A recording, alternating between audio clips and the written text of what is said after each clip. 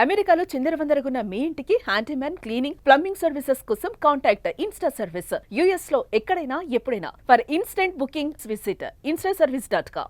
అమెరికాలో ఘోర ప్రమాదం, పర్వతారోహణలో అపశృతి. నార్త్ ఎర్లీ వింటర్స్ పిఎస్ ప్రాంతంలో ఘటన, ప్రమాదంలో 3 మృతి. భారత సంతతి టెకీ దుర్మరణం.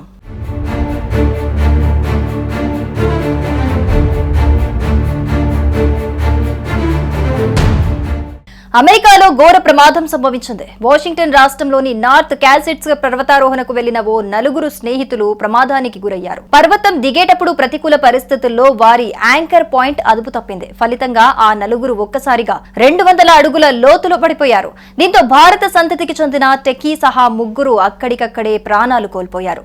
కానీ మరో వ్యక్తి మాత్రం తీవ్ర గాయాల పాలై ప్రస్తుతం ఆసుపత్రిలో చేరి చికిత్స పొందుతున్నాడు. కానీ ఇతడి పరిస్థితి కూడా విషమంగా ఉన్నట్లుగా తెలుస్తోంది.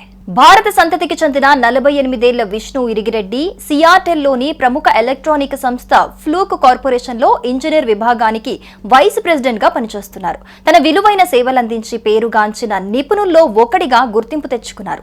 అలాగే మొదటి నుంచి ఇతడికి పర్వతారోహణపై అమితమైన ఆసక్తి ఉంది. అనేక సార్లు స్నేహితులతో పర్వతారోహణకు అనేక ప్రాంతాలకు వెళ్లేవాడు. సియాటెల్లోనే కుటుంబంతో కలిసి జీవిస్తున్న ఈయన ఎప్పట్లాగే గురువారం రోజు ఉదయం తన మరో 3 స్నేహితులైన 63 ఏళ్ల టిమ్ న్యూగెన్, 36 సంవత్సరాల అలెగ్జాండర్ మార్టినేకో, 38 ఏళ్ల ఆంటోన్ సెలీక్ కలిసి పర్వతారోహణ కోసం బయలుదేరారు.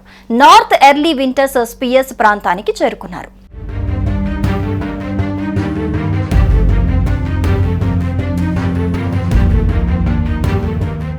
అయితే ఎక్కేటప్పుడు బాగానే ఎక్కినప్పటికీ కిందకొచ్చేటప్పుడు ప్రమాదం జరిగింది.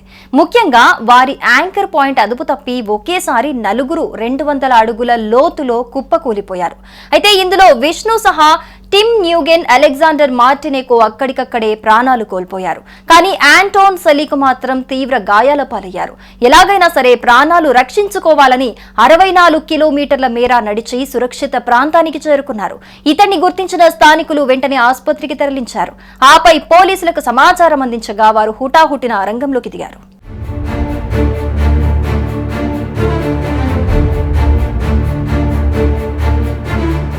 అప్పుడే ఆంటోన్ సెలీక్ జరిగిన ప్రమాదం గురించి వివరించి తన 3 స్నేహితులు చనిపోయినట్లుగా వెల్లడించారు. ఇతడి సమాచారంతో రెస్క్యూ బృందాలు రంగంలోకి దిగాయి. హెలికాప్టర్ సాయంతో మృతదేహాలను గుర్తించి ఆసుపత్రికి తీసుకొచ్చారు. ప్రస్తుతం వైద్యులు చికిత్స అందిస్తున్న ఆంటోన్ సెలీక్ పరిస్థితి తీవ్ర విషమంగా ఉన్నట్లు చెప్పుకొస్తున్నారు. అంతర్గతంగా రక్తస్రావమైందని, మెదడు కూడా గాయాలయ్యాయని వివరించారు. ఇక మరోవైపు విష్ణు మృతి విషయం తెలుసుకున్న అక్కడి కుటుంబ సభ్యులు కన్నీరు మున్నీరవుతున్నారు. చాలా బాగా పర్వతారోహణ చేసే ఆయన అక్కడే ప్రమాదానికి గురై చనిపోవటాన్ని ఏమాత్రం జీర్ణించుకోలేకపోతున్నారు.